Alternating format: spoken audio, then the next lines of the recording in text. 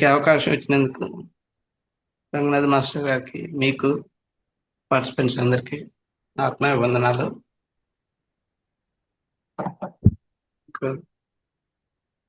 సమగ్ర జీవన విధానం అనేది మన ఒక్క ఛానల్లో తప్ప వేరే ఛానల్ ఎక్కడ లేదు. ఇలాంటి మంచి ప్రోగ్రాంను కండక్ట్ చేసినందుకు కృతజ్ఞతలు. ఈరోజు నేను టాపిక్ వచ్చేసి కృతజ్ఞత, యాటిట్యూడ్ ఆఫ్ గ్రాటిట్యూడ్, దాని గురించి కవర్ చేస్తున్నాను. మన సనాతన ధర్మంలో వృద్ధులు లేచిన దగ్గర నుంచి ప్రతి అనువనులో కూడా ప్రతి కార్యక్రమాల్లో మన కృతజ్ఞత అనేది తెలుపుతూ ఉంటాం. ముఖ్యంగా మన ప్రొద్దున లేగటంతో దీంట్లో చాలా అది సైన్స్ కూడా ఉంది. ఈ మధ్యలో ప్రూవ్ చేసి కూడా దాన్ని చెప్తున్నారు, కానీ వాళ్ళు చెప్పేది వేరే విధంగా ఉంటుంది. ఎగ్జాంపుల్, ప్రొద్దున మనం లేగటంతో కృతజ్ఞత అనేది మన లక్ష్మి, సరస్వతి, పార్వతి మాతలకి చెప్తాం. లేగటంతో కరాగ్రే వస్తే లక్ష్మి, కర్మజ్యే సరస్వతి, కర్మూలైతే గౌరి, ప్రభాతే కరదర్శనం. అంటే మనకు సంపదను, జ్ఞానాన్ని, శక్తినిచ్చే ముగ్గురు మాతలకి ప్రొద్దున లేగటంతో మనం కృతజ్ఞత తెలుపుకుంటాం. లేగటం కళ్ళ చేతులను చూసుకొని. అది తర్వాత సముద్ర వసనేదేవి పర్వత స్థన మండలే విష్ణుపత్ని నమస్తుభ్యం పాదస్పర్శే క్షమే క్షమే. అంటే మనం లేచిన తర్వాత సైడ్కి తిరిగి అప్పుడు భూమాతకి మన కృతజ్ఞత తెలుపుతూ, అమ్మ తల్లి, నిన్ను కాళ్ళతో తొక్కుతున్నందుకు క్షమించవలసింది.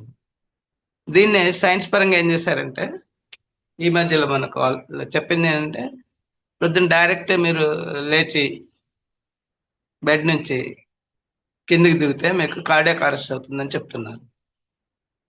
కాబట్టి ఒక 2 to 4 minutes ముందు లేచి కూర్చోండి, ఆ తర్వాత సైడ్కి పక్కకి దొల్లి నెమ్మదిగా దిగండి అని చెప్తున్నారు. మనం ఇప్పుడు ఈ 2 శ్లోకాల్లో మనం నేర్చుకున్నదేగా. మన కృతజ్ఞత తెలుపుతున్నాం. రెండోది భూమాతకి కృతజ్ఞత. తర్వాత మనకైతే లక్ష్మీదేవి, సరస్వతి, పార్వతీదేవి ముగ్గురికి శక్తినిచ్చేవాళ్ళు, సంపదనిచ్చేవాళ్ళు, ఆ తర్వాత జ్ఞానాన్ని ఇచ్చేవాళ్ళు. ముగ్గురికి కృతజ్ఞత తెలుపుతూ లేటంతో అదే 4 minutes స్పెండ్ చేస్తున్నాం కదా. మనకి సనాతన ధర్మంలో ప్రతిదీ సైన్స్ పరంగా ఉంది కాబట్టి వాళ్ళు మనకి ఎక్స్ప్లెయిన్ చేయలేదు. ఎక్స్ప్లెయిన్ చేయకుంటే ఏమన్నారు, మీరు ఇలా చేయండి మీకే మంచిది అన్నారు. బట్ ఈరోజు సైన్స్ పరంగా వాళ్ళు చెప్పేది అదిగా. 4 minutes మీరు నెమ్మదిగా ఇలా డొల్లి పక్కకు డొల్లి లేచి నిలబడాలి, లేకపోతే కార్డియాక్ అరెస్ట్. మన పూర్వీకుల్లో అంటే మన ఎర్లియర్ జనరేషన్ లో ఎవరికైనా కానీ కార్డియాక్ అరెస్ట్ కానీ గుండె సమస్యలు ఎవరికి లేవు. కారణం ఏంటంటే మనం ఇది ఫాలో అవుతున్నాం కాబట్టి. ఇప్పుడు అది ఫాలో కావట్లేదు కాబట్టి ఇలాంటి సమస్యలు వస్తున్నాయి. ఎందుకంటే ఆ జ్ఞానం లేకపోవటం వల్ల, ఆ జ్ఞానాన్ని వాళ్ళకి అందించకపోవటం వల్ల, దీనివల్ల. అదే ఎక్కువ పాశ్చాత్య దేశాల్లో ఇది లేదు కాబట్టి వాళ్ళకి ఇలాంటి సమస్యలు ఎక్కువ. ఇప్పుడు మన ఇండియాలో కూడా దాన్ని ఫాలో కావట్లేదు. ఎందుకంటే గత 900 సంవత్సరాలుగా మనం విదేశీ పాలనలో స్లేవరీగా అయిపోయి మన మతాన్ని ధ్వంసం చేసేందుకు వాళ్ళు విశ్వ ప్రయత్నాలు చేశారు. మన పద్ధతులు, మనం తినే పద్ధతులు కానీ ప్రతి ఒక్కటి ఏ విధంగా చేయాలని మొత్తం ధ్వంసం చేసి, ఎందుకంటే వాళ్ళు చూసింది ఏంటంటే భారతీయులందరూ ఆరోగ్యంగా ఉన్నారు, బలిష్టంగా ఉన్నారు, వాళ్ళు ఎవరి మీద డిపెండెంట్ అయ్యలేదు, స్వయం సమృద్ధితో వెలుగుతున్నారు. కాబట్టి వీళ్ళని ధ్వంసం చేస్తే వీళ్ళ పద్ధతులను నాశనం చేసినప్పుడు అప్పుడు ఆటోమేటిక్గా వాళ్ళు మన మాటకు వస్తారనే ఉద్దేశంతో అలా చేశారు. అలానే మనం ఈ పంచభూతాలకు కూడా కృతజ్ఞత తెలుపుతున్నాం. ప్రజలు లేవటంతో ఫస్ట్ భూమాతకు అయిపోయింది కదా. ఆ తర్వాత నీరుకి ఏం చేస్తున్నాం, మనం స్నానం చేసే ముందు పళ్ళు తవ్వుకొని స్నానం చేసినప్పుడు అక్కడ కూడా మనకు 2 శ్లోకాలు ఉన్నాయి. గంగేచే యమునే కృష్ణే గోదావరి సరస్వతి సింధు నర్మదా కావేరి జలస్మిన్ సన్నిధం. అంటే మన పుణ్య నదులు 7 నదులు ముఖ్యమైనవి. వాటిని మనం ఇన్వైట్ చేస్తున్నాం, ఆహ్వానించి మన ఈ నీరులో మీ జలాలన్నీ కలిసి ఉన్నాయి కాబట్టి నేను మీకు కృతజ్ఞుణ్ణి, కాబట్టి నేను స్నానం చేస్తున్నందుకు నా శుచి కోసము నేను వాడుకుంటున్నామని చెప్పి వాళ్ళకి కృతజ్ఞతలు. నీరు కూడా అయిపోయింది. అప్పుడు తర్వాత ఇంకా సముద్రం ఇది నెక్స్ట్ ఏం చేస్తున్నాం, అపవిత్ర పవిత్ర సర్వస్వాంగ ఎస్మరేజ్ పండ్ర సభాయపం తరశుచి అని ఆ నీళ్ళని మన తలపైన ముందు చల్లుకొని ఆ తర్వాత స్నానం చేస్తున్నాం. దీనివల్ల ఏంటంటే మన దేశశుద్ధి ఇలాంటివన్నీ జరుగుతున్నాయి కాబట్టి నీరుకి కృతజ్ఞతలు. తర్వాత ఏం చేస్తున్నాం, సూర్యుడికి నమస్కారాలు చేస్తున్నాం. ప్రాతకాలం లేచి సూర్యుడికి నమస్కారం చేసినప్పుడు అర్ఘ్య ప్రదానం చేస్తున్నాం. అర్ఘ్య ప్రదానం చేసినప్పుడు ఏం చేస్తున్నాం మనం, భాస్కరం ప్రణమామ్యము అంటే భాస్కరుడు వచ్చేసి సూర్యుడు వచ్చేసి ఆయనకి నమస్కార ప్రియుడు. మనం నమస్తే చెప్తే చాలు, ఆయనకి ఇంకేం అక్కర్లేదు, నువ్వేం ఇవ్వాల్సిన అవసరం లేదు. తర్వాత ఆయన్ని మనం ఏం చేస్తున్నాం, ప్రొద్దున లేచేప్పుడు ఉషోదయం అంటారు, అంటే సూర్యోదయం అంటే ముందు వచ్చేది. ఆ ఉషోదయం అనేది ఏంటంటే ఈ అనూరుడు వచ్చేసి ఆయన రథసారథి. ఆయన పుట్టినప్పుడు ఫార్మేషన్ కాకముందే తల్లి ఏం చేస్తుంది, అదితి దితి అంటే వీళ్ళు కశ్యప్ మహర్షికి ఇద్దరు భార్యలు ఉంటారు. ఒక భార్యకు వచ్చేసి సర్పాలు పడితే, ఇంకో భార్యకు వచ్చేసి పక్షులు అన్నట్టు. ఈ రెండింటిని అడిగినప్పుడు ఆ సర్పాలు తొందరగా పుట్టేస్తాయి, ఈమెకు వచ్చేసి ఆ పక్షులు అనేది రెండే గుడ్లు ఇస్తాయి. రెండు గుడ్లు ఇస్తే ఇంకా అమ్మ పిల్లలతో ఆడుకుంటా చేస్తున్నప్పుడు ఈమెకి ఇంకా నా పిల్లలు పుట్టలేదని ఏం చేస్తుంది, ఆ గుడ్డును పగలగొడుతుంది. పగలగొట్టడం వల్ల దాంట్లో శరీరం పూర్తిగా ఫార్మేషన్ కాకుండా అతను పుడతాడు. అంటే అతనికి అనూరుడు, నూరుడు అంటే ఈ తొడలు లేకుండా పుడతాడు అనమాట. అతను పుట్టినప్పుడు అతని బ్రహ్మని తపస్సు చేసి ప్రత్యక్షం చేసుకుంటాడు. చేసుకున్నప్పుడు ఏమంటాడంటే, నన్ను ఏంటి నా జీవితం ఎలా ఇచ్చారేంటి అని చెప్పి అడిగినప్పుడు, నువ్వేం వరి కావాల్సిన అవసరం లేదు, నువ్వు సూర్యుడికి రథసారథిగా ఉంటూ సూర్యుడికి ముందే ఏదైతే వెలుతురు వస్తుందో అది నీ వల్ల వస్తుంది, దాన్నే ఉషోదయం అంటారు. ఇప్పుడు ఎర్రగా ఉంటాడు, ముందు వెలుతురు వచ్చిన తర్వాత సూర్యుడు ఎర్రగా ఉంటాడు. అది ఎంతసేపు ఉంటుంది, ఒక 2 to 4 minutes టైంలో రైజ్ అవుతూ ఉంటాడు. ఆ టైంలో ఏంటంటే మనకి ఈ అర్ఘ్యం ఇస్తాం మనం.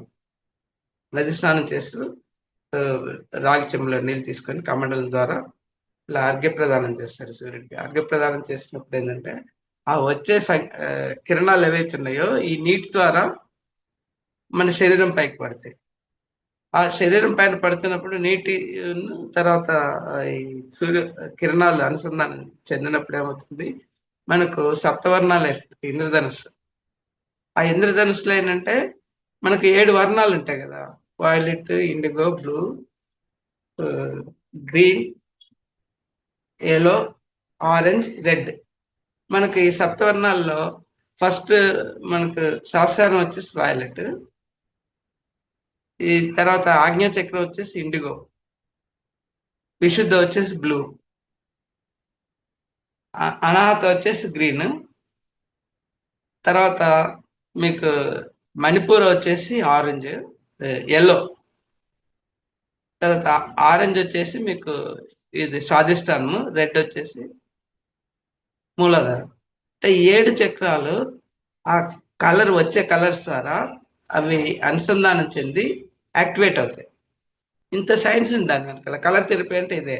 మనం ఇప్పుడు కలర్ థెరపీ అని కొత్తగా ట్రీట్మెంట్ ఇస్తున్నారు. అక్కడ మనం రోజు ప్రొద్దునంతే సూర్యుడికి కృతజ్ఞత తెలుపుకుంటూ అర్ఘ్య ప్రదానం చేస్తున్నాం. అర్ఘ్య ప్రదానం తర్వాత సూర్య నమస్కారం తర్వాత చేస్తాం. ఈ అర్ఘ్య ప్రదానం చేసినప్పుడు కూడా అగస్త్య మహర్షి ఏం చేస్తారంటే, మన ఋషులు వీళ్ళంతా మన పూర్వ సైంటిస్టులు, వాళ్ళు శాస్త్రజ్ఞులు వాళ్ళే. ఏంటంటే వాళ్ళు స్వయాన ధ్యానం ద్వారా అనుభూతి పొంది ఆ జ్ఞానాన్ని మనకు అందించారన్నమాట. సో సూర్యుడికి అప్పుడు భాస్కర నమస్కారకుడిగా నమస్కారం చేసి కృతజ్ఞత తెలుపుతూ ఆయన ఇచ్చే మనకి ఆరోగ్యాన్ని ఇస్తున్నాడు కాబట్టి ఆరోగ్యం ఇచ్చినప్పుడు దానివల్ల మన చక్రాసాన్ని యాక్టివేట్ చేసుకుంటుంది. దానికి తోడు ఆ డ్యూరేషన్ అయితే ఏదైతే రైజింగ్ టైం ఉంటుందో ఆ టైంలో రాముల వారికి ఆదిత్య హృదయం సంబోధించాడు. ఆదిత్య హృదయం ఏంటంటే అది చదువుతున్నప్పుడు మనకు జయాలు, ఆరోగ్యం అన్ని ఆయన ప్రొవైడ్ చేస్తాడు. ఆదిత్య హృదయం మనం ఏదైతే చదువుతామో 3-4 minutes పడుతుంది. ఆ 4 minutes లో ఈ రైజింగ్ టైం అయిపోతుంది. ఆ తర్వాత మన ఆరోగ్య ప్రదానం చేయటం వల్ల మన ఆరోగ్యానికి లో ఉన్న శక్తి కేంద్రాలైన 7 చక్రాలు యాక్టివేట్ చేస్తుంది. ఆ విధంగా మనం సూర్యుడికి కూడా కృతజ్ఞత తెలుపుతున్నాం పంచభూతాల్లో ఒక్కొక్క దానికి. ఆ తర్వాత నెక్స్ట్ అగ్నికి ఎలా అంటే మనం ఏం చేస్తున్నాం, ఆహ్, పూర్వపు రోజుల్లో వంట కర్రల పైన చేసేవాళ్ళు. కర్రలతోటి. కర్రలతోటి చేయటం వల్ల ఏందంటే కర్రలు గాని, లేతే బొగ్గు గాని దానివల్ల చేసినప్పుడు, మనం ఆ వంట అయిపోయిన తర్వాత ఫస్ట్ మనం భోజనం చేసేవాళ్ళం కాదు. ఏం చేసిన వంటను మొత్తం అగ్నికి ఆహుతి చేసేవాళ్ళం. అగ్నికి ఆహుతి చేయటం వల్ల అగ్నిదేవుడికి మన కృతజ్ఞత తెలుపుకోవడం. రెండోది అగ్ని ద్వారా ఆహ్, ఏదైతే మనం ఆహుతులు చేస్తామో అవి దేవతలకెళ్ళిపోతాయన్నమాట. అంటే నథింగ్ బట్ మనం హోమం చేసి యజ్ఞం చేస్తారు. యజ్ఞం చేసినప్పుడు నెయ్యి ద్వారా 6 పదార్థాలు ఆయా దేవతలకు ఎవరికైతే ప్రీతో అలాంటి పదార్థాలు వాళ్ళు స్వాహాన్ని ఆహుతి చేశారన్నట్టు. ఇక్కడ మనం డైలీ చేసే వంటలో కూడా ఆ అగ్నికి మనం కృతజ్ఞతలు తెలుపుతున్నాం. ఏదంటే ఈ మనం తినే పదార్థాలు ముందు అగ్నికి ఆహుతి చేసి తర్వాత మనం తింటున్నాం. అలా ఆ విధంగా అగ్నికి కూడా కృతజ్ఞతలు తెలుపుతున్నాం. నెక్స్ట్ ఇంకా ఏముంది వాయువు. వాయువుకొచ్చేసి మనం కృతజ్ఞతలు తెలుపుకుంటూ మనం శ్వాస మీద ధ్యాస పెట్టి ఇలా చేస్తున్నాం అన్నట్టు. అంటే ప్రాణాయామం చేసినప్పుడు ఏంటంటే వాయువుకి కృతజ్ఞత తెలపడం అన్నట్టు. దాని ప్రాణశక్తి మీరు నాకు ఇస్తున్నారు కాబట్టి నేను మీకు కృతజ్ఞుడిని. నా జీవనానికి మీరే ఆధారం అన్నట్టుగా అక్కడ చెప్తుంది. నెక్స్ట్ మన ధ్యానం చేసినప్పుడు లయస్థితి పొందుతాం. లయస్థితి అంటే మన శూన్యం అని. ఆ శూన్యమే మనకు జీవాత్మ పరమాత్మని ఏకం చేయటం. ఇప్పుడు మన ఆత్మతో అనుసంధానం చెందినప్పుడు ఏమవుతుంది? మనకు ఆ మూలాధారంలో ఉన్న ఎనర్జీ యాక్టివేట్ అయ్యి వరుసగా ఇక్కడ మనకు ఆజ్ఞా చక్రం వరకు వస్తుంది. ఆజ్ఞా చక్రంలో ఏమవుతుంది? ఈ 2 ఆహ్, సూర్యచంద్ర నాడులు, ఇలా పింగళ నాడులు 2 సమన్వయం ఈక్వైట్ అయినప్పుడు అక్కడి నుంచి మనకు ఈ సుషుమ్నా నాడి ద్వారా యాక్టివేట్ అయిన ఎనర్జీ ఏదైతే ఉందో మనకు ఈ థర్డ్ ఐ ఓపెన్ అవుతుంది. అది వచ్చేసి ఈ బ్రహ్మ రంధ్రం కింద సహస్రారం వరకు వస్తుంది. ఇప్పుడు ఆ సహస్రారం నుంచి పైనుంచి వచ్చే పరమాత్మ నుంచి ఏదైతే జీవశక్తి ఉంటుందో అది పైనుంచి బ్రహ్మరంధ్రం ద్వారా సహస్రారం. ఈ 2 కలిసినప్పుడు ఏదైతే ఉంటుందో దాన్నే లయస్థితి అంటారు. లయస్థితి అంటే మనం శూన్య స్థితిలో ఉన్నట్టు. ఆ శూన్య స్థితిలో ఉన్నప్పుడు భగవత్‌తో అనుసంధానం చెందుతాం కాబట్టి, ఆ అనుసంధానం వల్ల మనకి ఈ ఒకటి పూర్వ ఆహ్, జన్మలో మన ఏవైతే ఆహ్, పాపాలు అవన్నీ దగ్ధమైపోతాయి. దగ్ధమై అక్కడి నుంచి మనం జీవన్ముక్తులమవుతాం. ఒకసారి ఆ మొత్తం అవన్నీ ప్రక్షాళన చెందినాయంటే మనం జీవన్ముక్తులు చెంది ఇక్కడి నుంచి అసెన్షన్ అనేది జరుగుతూ ఉంటుంది. సో, ఈ విధంగా మనం పంచభూతాలకి కృతజ్ఞతలు తెలుపుకుంటూ యాక్టివేట్ చేయటం వల్ల మొత్తం ఈ 5 చక్రాలు అంటే మూలాధారం వచ్చేసి మీకు భూమితో సమన్వయం చెందుతున్నాం. స్వాధిష్టానం వచ్చేసి నీటితో సమన్వయం చెందుతున్నాం. మణిపూర్ వచ్చేసి అగ్నితో సమన్వయం చెందుతున్నాం. అనాహత వచ్చేసి వాయుతో సంబంధం.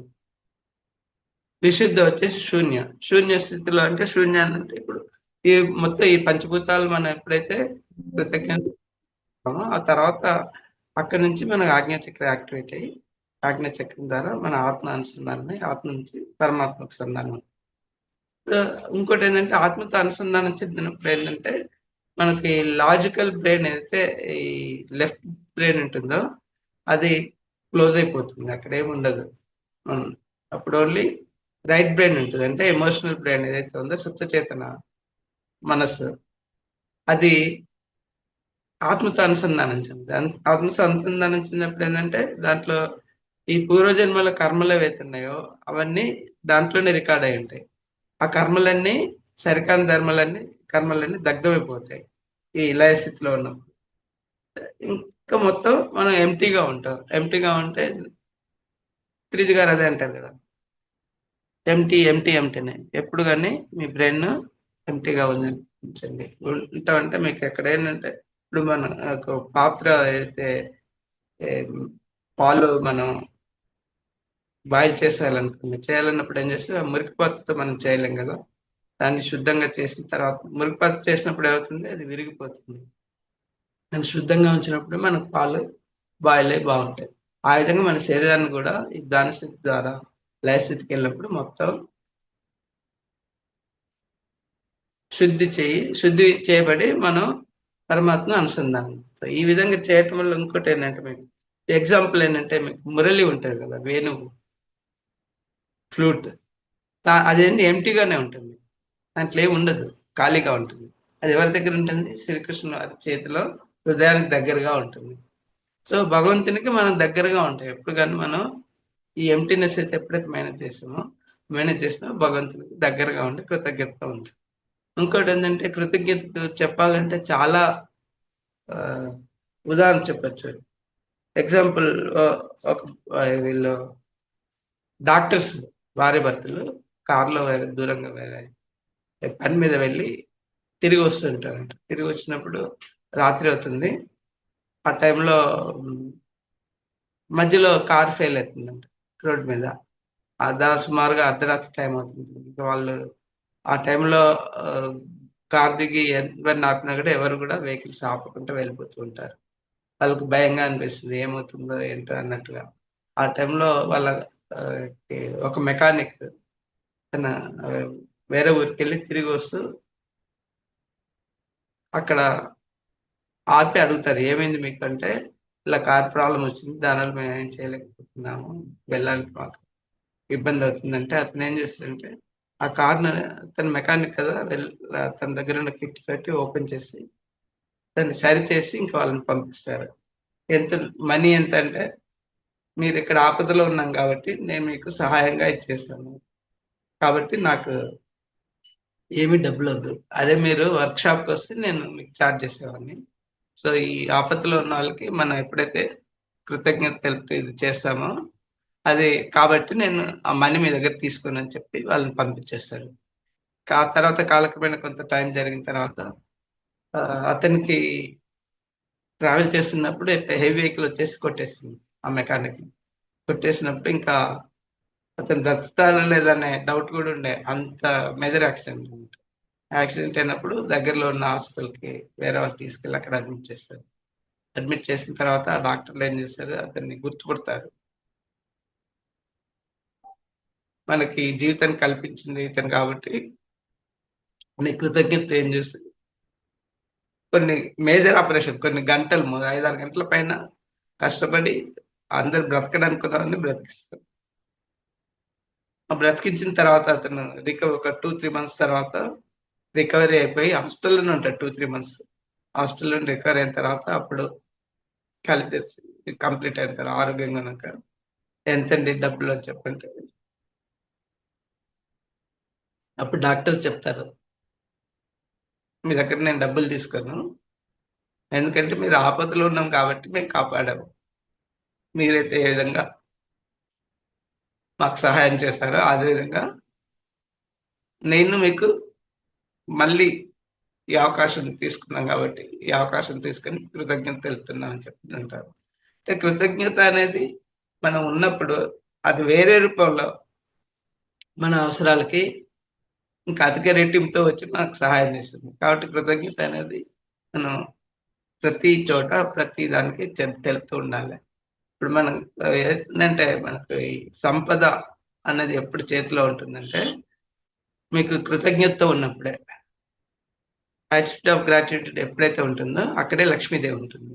స్వయం సమృద్ధి అనేది, అబండెన్స్ అనేది అక్కడ ఏర్పడుతుంది. కాబట్టి మనం ఎప్పుడు గూడా ఆ కృతజ్ఞత అనేది ప్రతి దానికి తెలుపుకోవాలి. అది నిద్రావస్థలో ఇప్పుడు మనకు ఇంట్లో బెడ్, తర్వాత సోఫా సెట్, కుర్చీ, మన బ్రూమ్ స్టిక్ ఏది తీసుకున్నా గూడా, వాడుకున్న ప్రతి గిన్నెలు ఏదైనా గూడా అవి నిద్రావస్థలో ఉంటుంది. అక్కడ శక్తి ఉంటుంది గానీ నిద్రావస్థలో ఉంటుంది. కాబట్టి వాటికి గూడా మనం కృతజ్ఞత తెలపాలి. అలానే యాక్టివ్‌గా ఉన్నదేంటంటే మనకు ప్రాణంతో ఉన్న వాళ్ళందరికీ జంతువులు గాని, మనుషులు గాని, పక్షులు గాని, ఈ పంచ సామ్రాజ్యాలు ఏవైతే ఉంటాయో అంటే నిద్రావస్థలో వచ్చేసి మనకు ఖనిజ సామ్రాజ్యం అని ఉంటుంది. అక్కడి నుంచి వచ్చినయి మన ఫర్నిచర్ అన్నీ. ఆ తర్వాత వృక్ష సామ్రాజ్యం నుంచి దేవ సామ్రాజ్యం వరకు ఏవైతే 5 సామ్రాజ్యాలున్నాయో అక్కడొచ్చేసి ఒక్కొక్క సామ్రాజ్యంలో ఒక విధంగా ఉంటుంది. ఆహ్, జీవం అనేది మొత్తం ఒక వృక్షం తీసుకున్నారనుకోండి. దాని యొక్క ఎనర్జీ అనేది మొత్తం వృక్షం మొత్తం ఉంటుంది. దానివల్ల ఏమవుతుందంటే మీరు ఒక అవసరానికి కూరలో లేతే కొమ్మలో ఏదైనా కట్ చేసుకున్నారనుకోండి. అవి మళ్ళీ కొత్త కొమ్మలొస్తాయి. మళ్ళీ కొత్తగా పునరుజ్జీవనం చేస్తుంది. ఎందుకంటే దాంట్లో ఉన్న ఆ శక్తి అనేది మొత్తం మొదటి నుంచి చివరి వరకు ఉంటుంది కాబట్టి అదే. అదే మీరు ఒక జంతు సామ్రాజ్యం తీసుకున్నారనుకోండి. ఒక కోడినో లేకపోతే మేకనో దాని కాళ్ళో చేతిలో కోసేసి తింటున్నారు కదా! అలా తింటున్నప్పుడు మళ్ళీ అవి తిరిగి రావు. ఎందుకంటే అక్కడ ఆ ప్రాణశక్తి అనేది వృక్షంలో లాగా మొత్తం శరీరం అంతా ఉండదు. ఇక్కడేంటంటే ఈ ప్రాణశక్తి అనేది ఫోకస్ అనేది మైథునంలో ఉంటుంది. అంటే వాళ్ళ పునరుత్పత్తి దాంట్లో ఉంటుంది వాడి శక్తి. అదే జంతు సామ్రాజ్యంలో తీసుకున్నాం. అదే మీరు మనిషి సామ్రాజ్యం తీసుకున్నారనుకోండి. ఆ శక్తి అనేది మన మైండ్‌లో ఉంటుంది. కాబట్టి మన మైండ్‌లో ఆలోచన అవన్నీ అది ముఖ్యం అన్నట్టు. మిగతా చోటనేది ఇది ఉండదు. జీవన స్రవంతిలో ఈ విధంగా. కాబట్టి ఈ మొత్తం 5 సామ్రాజ్యాల్లో కూడా మనకు ఏదైతే ఎలా మనం ఉపయోగించుకోవాలి, వాటికి ఏ విధంగా కృతజ్ఞత తెలుపుకోవాలనేది దీన్ని బట్టి మనకు అర్థమవుతుంది. అలానే ఇంకో ఎగ్జాంపుల్ ఏంటంటే ఒక డాక్టర్ హాస్పిటల్‌లో మామూలుగా ట్రీట్మెంట్ చేస్తుంటే ఒక అమ్మాయి చింపిరి జుట్టుతోటి ఈ బట్టలన్నీ చిరిగిపోయి ఉంటుంది. ఒక 6 ఇయర్స్ ఉన్న అమ్మాయి వచ్చేసి నాకు ఆకలేస్తుంది అని చెప్పని అక్కడ అడిగితే వాళ్ళ ఇంతలో డాక్టర్ ఆ అమ్మాయిని చూసి ఏం చేసింది, సరే అని చెప్పని ఒక గ్లాసు నిండా ఒక గాజు పెద్దది దాని నిండా వేడి వేడి పాలు తీసుకొచ్చి ఆ అమ్మాయికి ఇస్తే ఆ అమ్మాయి ఆ పాలు తాగి వెళ్ళిపోతుంటుంది. వెళ్ళి థ్యాంక్స్ చెప్పి వెళ్ళిపోతుంది. కాలక్రమేణా ఏమవుతుంది, ఈ డాక్టర్ వేరే ఫారిన్ కంట్రీస్ అటు వెళ్ళి తిరిగి వస్తున్నప్పుడు సిక్ అయిపోతారు. ఎవరైతే పాలు ఇచ్చిందో ఆ గ్లాస్ అప్పటికి ఆమె చాలా పెద్దదైపోతుంది. వయస్సు పెరిగి ఓల్డ్ ఏజ్‌కి వస్తుంది. సో, ఆ తర్వాత ఏమవుతుందంటే ఆ సిక్ అయినప్పుడు తీసుకెళ్ళి ఒక హాస్పిటల్‌లో అడ్మిట్ చేస్తారు. అడ్మిట్ చేసినప్పుడు ఆమెకి మొత్తం ట్రీట్మెంట్ ఇచ్చారు. కొన్ని లక్షల రూపాయలు ఖర్చవుతుంది. ఆమె చేసినంక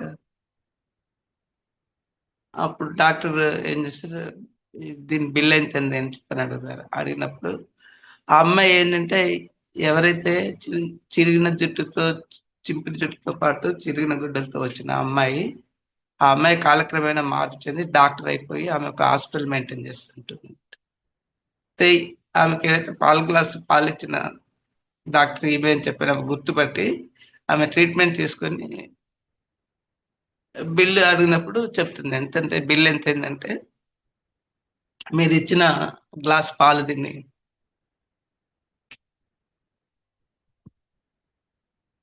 అని చెప్తుంది. అంటే దాన్ని బట్టి అంటే కృతజ్ఞత అనేది ఏ రూపంలో ఎలా వస్తుందనేది కాబట్టి మనం ఈ కృతజ్ఞత అనేది మనం ఎప్పుడు పాటిస్తూ ఉండాలి. Thank you.